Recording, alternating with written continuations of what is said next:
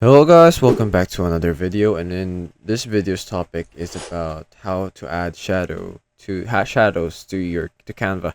Now it hasn't been specified properly what to add shadows on. So I'm going to be showing you multiple ways you can add shadows on Canva, both in text and on elements. So first of all, let's show the simple way.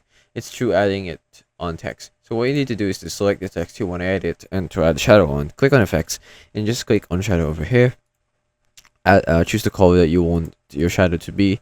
You can even start adjusting the sliders, changing direction, increasing offset, increasing the blur, and as you can see, it now has a shadow. It's that simple. You just have to go to effects again and go to shadow and stop messing around with this. So now I'm going to show you how to add shadow for an element. You go here, make sure that the element is editable, go to edit, and then you just go over here to effects, go to shadow, and choose the kind of shadow that you want it to have. So for example, you want to add page lip to this element. It now shall look like it's been lifted on the page. You can adjust it to look a bit like that. Increase the distance maybe. Lessen distance, increase the blur amount, and it should look like that.